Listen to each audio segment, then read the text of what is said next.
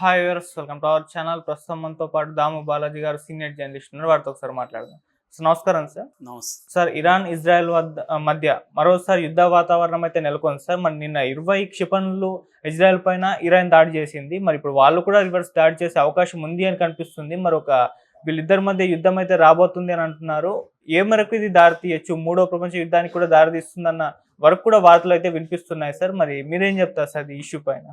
మూడో ప్రపంచ యుద్ధం స్థాయికి వెళ్తుందా లేదనేది ఇప్పుడే ఏమి ఆ చర్చ లేదు. కానీ మిడిల్ ఈస్ట్లో ఒక రీజనల్ వార్ లాగా మారే అవకాశం ఉంది. రీజనల్ వార్గా మారినప్పుడు మిగతా దేశాలు కూడా తటస్థంగా ఉండడం కష్టమవుతుంది. ఖచ్చితంగా ఆల్రెడీ అమెరికా ఇజ్రాయెల్ వైపు ఉంది, ఇరాన్ వైపు రష్యా ఉంది.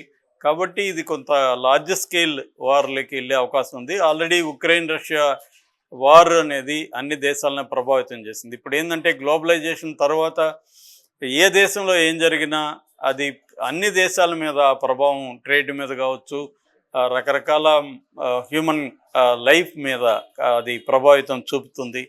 ఎక్కడో ఏదో చిన్నది జరిగితే మనకి ఇక్కడ షేర్ మార్కెట్ కుప్పకూలుతుంది. అలాగా ఇప్పుడు ఇంటర్లింక్డ్ ప్రపంచం కాబట్టి ఎక్కడేం జరిగినా ఇబ్బందులు అయితే ఉంటాయి.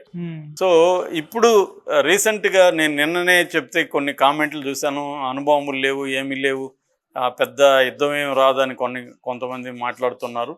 కానీ నేను చెప్పిన అదే రోజు ఈవినింగ్, అంటే నిన్న ఈవినింగే ఇరాన్ పెద్ద ఎత్తున ఇజ్రాయెల్ మీద దాడి చేసింది. దాదాపు 200 బ్యాలిస్టిక్ మిసైల్స్ని ఇరాన్ ఇజ్రాయెల్ మీద ప్రయోగించింది. ఇది ఫస్ట్ టైం ఈ మధ్యకాలంలో. అంతకుముందు చిన్న స్థాయిలో డ్రోన్ అటాక్ అయితే ఇరాన్ చేసింది ఏప్రిల్లో. కానీ ఫస్ట్ టైం ఇరాను డైరెక్ట్గా ఇజ్రాయెల్ భూభాగం మీదకి గగనతలం నుంచి ఈ బాలిస్టిక్ మిసైల్ని ఈ స్కేల్లో దాదాపు 200 అంటే 180 పైన బాలిస్టిక్ మిసైల్ని ప్రయోగించింది. మామూలుగా అయితే ఇజ్రాయెల్ దగ్గర ఐరన్ డోమ్ అనే టెక్నాలజీ ఉంది. దాని మీద నేను ఒక ఎక్స్క్లూజివ్ వీడియో కూడా ఇంతకుముందు చేశాను. ఐరన్ డోమ్ టెక్నాలజీ అంతా డిఫెన్సివ్ టెక్నాలజీ. అది అంటే ఎవరైనా తమ దేశం మీదకి ఇటువంటి ఇది చేస్తే అది ముందుగానే ట్రాక్ చేస్తుంది, పసిగడుతుంది. తమ ఆకాశంలోకి రాకముందే దాన్ని వీళ్ళు వెళ్ళి దాన్ని ఇంటర్సెప్ట్ అంటారు, దాన్ని ఇంటర్సెప్ట్ చేసేస్తుంది. దాన్ని చేసేసి దాన్ని ఇన్ఎఫెక్టివ్గా చేసేస్తుంది అనమాట. దాని పవర్ని ఇది కూలగొట్టేస్తుంది. ఇటువంటి టెక్నాలజీ, ఐరన్ డోమ్ టెక్నాలజీ అనేది ఇజ్రాయెల్కి one of the best defensive ఇదనమాట. అది దానికి అమెరికా సహాయం చేస్తుంది. సో అది ఉంది. కానీ ఈ ఐరన్ డోమ్ను కూడా బ్రేక్ చేసి కొన్ని మిసైల్స్ ఇజ్రాయెల్ భూభాగం మీద పడ్డాయి. సో ప్రజలందరూ కూడా వారు షెల్టర్స్ ఉన్నాయి ఆల్రెడీ. వీళ్ళు ఏంటంటే ఇది మనకి యుద్ధం కొత్త, కానీ ఇజ్రాయెల్కి లేకపోతే ఈ అరబ్ కంట్రీస్కి యుద్ధం అనేది కొత్త కాదు. వాళ్ళు గత 100 ఏళ్ళ నుంచి యుద్ధం చేసుకుంటూనే ఉంటారు, అనేక యుద్ధాలు. సో అందుకని ప్రజలు కూడా అలవాటైపోయారు యుద్ధాలకి. అలవాటైపోయి వాళ్ళు అన్ని చోట్ల బంకర్స్, మనకి అపార్ట్మెంట్లో ఎట్లా పార్కింగ్కి వీటికి ప్లేస్ వదులుతాం, వాళ్ళు బంకర్లు కూడా ఏర్పాటు చేసుకుంటారు చాలా అపార్ట్మెంట్లో, లేదా కమ్యూనిటీ బంకర్లు ఉంటాయి. అలాగా వీళ్ళు గవర్నమెంట్ హెచ్చరించగానే ప్రజలు ఎవరికి వాళ్ళు వెళ్ళి బంకర్లలో దాక్కున్నారు నిన్నంతా. మళ్ళీ గవర్నమెంట్ డిఫెన్స్ అధికారి వాళ్ళకి లేదు, మీరు వచ్చేయండి, ఇంకా ఇప్పుడు దాడులు జరగవన్నాడు. అందరూ వచ్చేసారు బయటికి. సో ముందుగానే ఇదేంటంటే ఇవాళ యుద్ధం అంటే ఎవరికి తెలియకుండా సడన్గా చేయడం అనేది జరగదు. ముఖ్యంగా అమెరికా లాంటి వాళ్ళు ప్రతి దేశంలో కూడా వాళ్ళ నెట్వర్క్ అనేది చాలా స్ట్రాంగ్గా ఉంటుంది. సర్వేలెన్స్ అనేది వాళ్ళు ప్రతి దేశంలో పెట్టుకున్నారు. వాళ్ళకి తెలియకుండా ఇప్పుడు ఫర్ ఎగ్జాంపుల్ నిన్నో పట్టుకోవాలంటే 5 నిమిషాల్లో వాళ్ళు పట్టుకోగలరు అమెరికాలో కూర్చొని. అటువంటి ఒక నెట్వర్క్ అమెరికాకు ఉంది ఇవాళ. అందుకని ఇరాన్ ముందే దాడి చేయబోతుందని ఆల్రెడీ ఇజ్రాయెల్కి అమెరికా కూడా హెచ్చరించింది. ఆల్రెడీ వీళ్ళ దగ్గర కూడా బ్రహ్మాండమైన మొసాద్ లాంటి బ్రహ్మాండమైన ఇంటెలిజెన్స్ వ్యవస్థ ఇజ్రాయెల్కి కూడా ఉంది. వాళ్ళు కూడా దీన్ని పసిగట్టారు ముందుకే, అందుకని అలర్ట్ చేసేశారు. రెండోది, ఇరాన్ కూడా జనావాసాల మీద బాంబులు వేయడం వాళ్ళ ఉద్దేశం కాదు. ఎక్కువగా మిలిటరీ స్థావరాల మీద ఈ మొసాద్ ఏదైతే ఇంటెలిజెన్స్ నెట్వర్క్ ఉందో వాళ్ళ ఆఫీసుల మీద మాత్రమే అటాక్ చేయాలనేది ఇరాన్ లక్ష్యం కూడా. ఇరాన్ లక్ష్యం సామాన్య ప్రజల మీద వేయాలనేది ఇరాన్ లక్ష్యం కూడా కాదు. అయితే ఎందుకు ఇది దారి తీసిందంటే దీనికి వెనక చాలా చరిత్ర ఉంది. మనం గంటసేపు చెప్పినా సరిపోదు. కానీ నేను క్లుప్తంగా చెప్పాలంటే ఇక్కడ అరబ్ ప్రపంచం, ఇజ్రాయెల్ మధ్య ఎప్పటి నుంచో గొడవలు ఉన్నాయి. అసలు ఇజ్రాయెల్ ఏర్పడింది 1948లో ఏర్పడితే అప్పటి నుంచే పాలస్తీనాకి ఇజ్రాయెల్కి ఆ ఏర్పాటు అయ్యే క్రమంలోనే వాళ్ళిద్దరి మధ్య గొడవలు ఉన్నాయి. అప్పటికే ఇజ్రాయెల్ పాలస్తీనాలో ఉండే అరబ్బుల మీద దాడులు చేయడం, వాళ్ళ భూములన్నీ కొనేసి వాళ్ళని బయటికి తరిమేయడం, అక్కడ కూలీలుగా కూడా యూదులను పెట్టుకోవడం. సో ఇలాగా అది దానికి ఎవరు కారణం అనేది మళ్ళీ అదో చర్చ. ఆ చర్చలోకి వెళ్ళట్లేదు నేను. ఏదేమైనా అప్పటి నుంచి అరబ్బులకి ఇజ్రాయెల్కి మధ్య గొడవలు ఉన్నాయి.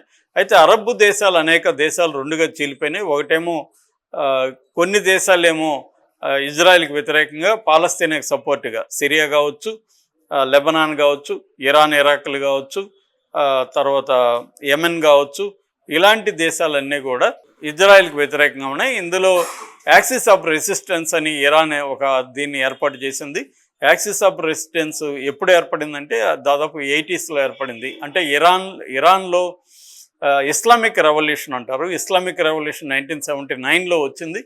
దాని తర్వాత కంప్లీట్గా మారిపోయింది. వాళ్ళు ఏం చేశారంటే అదే టైంలో ఇటు ఇజ్రాయెల్ లెబనాన్ మీద దాడి చేసి లెబనాన్ ఆక్యుపై చేసుకునింది.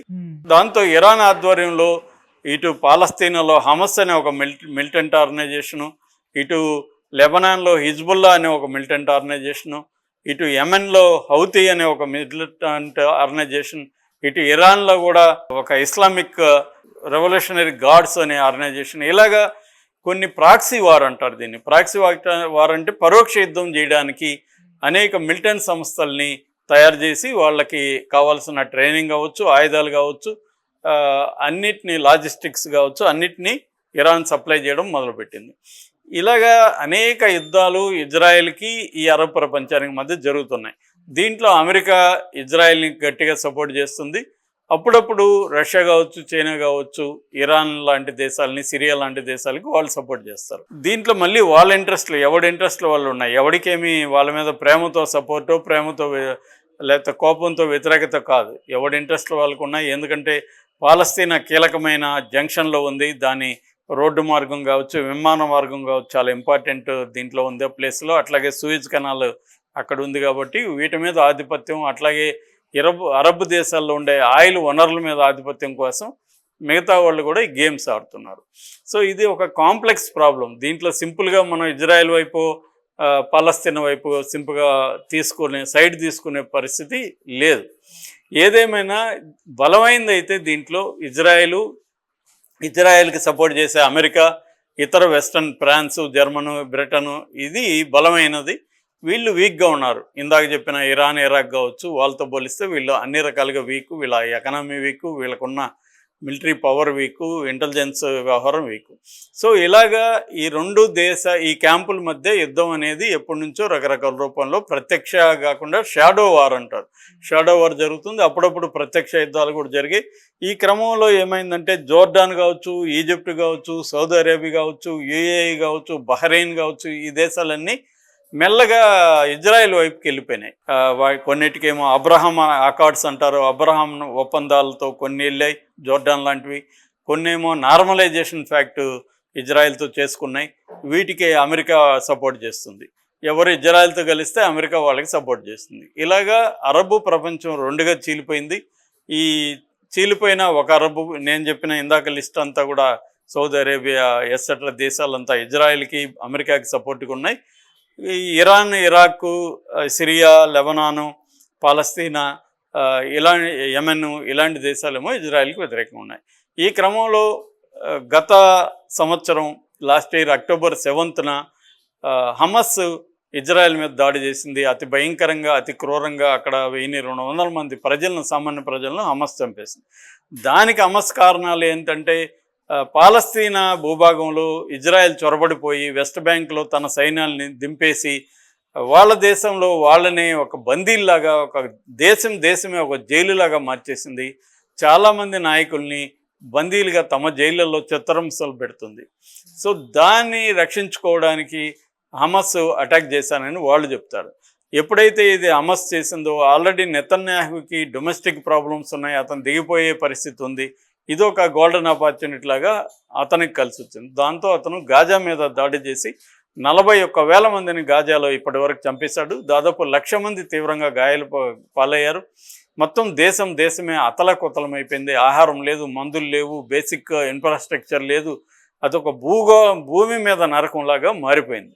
సో దాంతో ఎప్పుడైతే వీళ్ళు గాజా మీద దాడి చేశారో, ఇజ్రాయెల్ని ఇబ్బంది పెట్టడం కోసం లెబనాన్లో ఉండే ఈ Hezbollah militant group Israel south ఏరియాలో, లెబనాన్కి నార్త్ వస్తుంది, ఇజ్రాయెల్కి సౌత్ వస్తుంది, వీళ్ళు అటాక్స్ చేయడం మొదలుపెట్టారు. ఇజ్రాయెల్లో ఈ సౌత్లో ఉండే ఇజ్రాయెల్లో ఈ బార్డర్లో దాదాపు 60 నుంచి 70 వేల మంది ఇజ్రాయేలీ పౌరులు నిరాశ్రయులైపోయారు. సో ఎప్పుడైతే ఒక పక్క హౌతీ వాళ్ళు వీళ్ళ మీద దాడులు చేస్తున్నారు ఇజ్రాయెల్ మీద, ఒక పక్క హమాస్ చేస్తుంది, ఇంకొక పక్క హిజ్బుల్లా చేస్తున్నారు. ఈ 3 దాడుల్ని తిప్పికొట్టడం కోసం ఇజ్రాయెల్ ఏం చేస్తుంది, ఒక పక్క హౌతీ మీద చేస్తుంది, ఒక పక్క సిరియా సపోర్ట్ చేస్తుంది, సిరియా మీద చేస్తుంది, లెబనాన్లో హిజ్బుల్లా వాళ్ళ మీద కూడా చేస్తుంది. ఈ క్రమంలో మెల్లమెల్లగా ఇది పెరుగుతూ వచ్చి ఏం చేసిందంటే ఏప్రిల్లో ఇది ఇస్మాయిల్ హనియే అనే ఒక హమాస్ పొలిటికల్ లీడరు టెహ్రాన్కి వెళ్ళాడు. ఇరాన్ రాజధాని టెహ్రాన్కి శాంతి చర్చలకి పార్టిసిపేషన్కి వెళ్తే ఆయన్ను టార్గెట్ చేసి ఇజ్రాయేలీ ఫోర్సెస్ ఆయన్ని ఇరాన్ భూభాగం మీద చంపేశాయి. అంటే మన భూభాగం మీద శత్రువు వచ్చి చంపినప్పుడు వాళ్ళు గమ్మునుంటారు కదా, అందువల్ల ఇరాన్ కోపం వచ్చింది. దాంతో ఆగకుండా ఇటు లెబనాన్ మీద గత 2 వారాల నుంచి ఆకాశం నుంచి దాడులు చేస్తుంది. ప్రధానంగా హిజ్బుల్లాకు సంబంధించిన 9 మంది కమాండర్లని 9 మందిలో 8 మందిని చంపేసింది. చివరికి సెక్రటరీ జనరల్గా ఒక కరిస్మాటిక్ లీడర్గా ఉన్న హసన్ నస్రుల్లా 32 ఏళ్ళుగా ఆయన తిరుగులేని నాయకుడు, హిజ్బుల్లాకి అరబు ప్రపంచంలో ఆయన హీరో, ఆయన్ని దారుణంగా మట్టుబెట్టి చంపేసింది. దాని తర్వాత భూతల యుద్ధాన్ని కూడా మొదలుపెట్టింది. అంటే లెబనాన్ భూభాగంలోకి కూడా ఇజ్రాయెల్ సైన్యం ఎంటర్ అయిపోయింది. లెబనాన్లో కూడా 1200 మందికి పైన ఇప్పుడు చనిపోయారు. లక్షలాది మంది, దాదాపు 10 లక్షల మంది డిస్ప్లేస్ అయిపోయారు. లెబనాన్ గాజాలాగా మారిపోయే పరిస్థితి కనిపిస్తుంది. ఈ క్రమంలో ఇప్పుడు ఇరాన్ రంగంలోకి దిగకపోతే ఇరాన్ పెంచి పోషించిన హిజ్బుల్లా మీద దెబ్బ కొడుతుంది, హౌతీల మీద దెబ్బ కొడుతుంది, హమస్ మీద దెబ్బ కొడుతుంది. అట్లాగే సిరియాలో ఇరాన్కి సంబంధించిన కౌన్సిలర్ బంగ్లా మీద దాడి చేసి అక్కడ ఇరాన్కి సంబంధించిన రెవల్యూషనరీ గార్డ్ జనరల్ని చంపేసింది ఇజ్రాయెల్. సో గతంలో ఇంకా కూడా కొన్ని పనులు చేసింది ఇజ్రాయెల్. ఇరాన్లో ఉండే న్యూక్లియర్ సైంటిస్టులను చంపేసింది. ఆ న్యూక్లియర్ స్థావరాల మీద వీళ్ళు దాడులు చేశారు. అట్లా ఇరాన్ని రకరకాల పద్ధతుల్లో ఇజ్రాయెల్ ఎప్పటి నుంచో అటాక్ చేస్తుంది. వీటన్నిటి నుంచి ఇరాన్కి ఇంకా వేరే మార్గం లేదు, తాను ఇజ్రాయెల్ మీద దాడి చేయాలని డిసైడ్ అయింది. సో నిన్న 200 వరకు బ్యాలిస్టిక్ క్షిపణులు చేసింది. దీంతో ఇప్పుడు ఇజ్రాయెల్ మేము కూడా గమ్మునుంటామా అని చెప్పి వాళ్ళు కూడా ప్రిపేర్ అవుతున్నారు. నిన్న ఆల్రెడీ జెరూసలంలో ఉండే ఒక సీక్రెట్ బంకర్లో డిఫెన్స్ క్యాబినెట్ సమావేశమైంది ఇజ్రాయెల్ది. వాళ్ళు పెద్ద ఎత్తున ఇప్పుడు అటాక్ చేసే క్రమం ఉంది. ఆల్రెడీ అమెరికా సపోర్ట్ చేస్తుంది. బైడెన్ కానీ కమలా హ్యారిస్ కూడా నిన్న సమావేశమయ్యి మేము ఇజ్రాయెల్కి మద్దతు ఇస్తున్నామని చెప్పారు.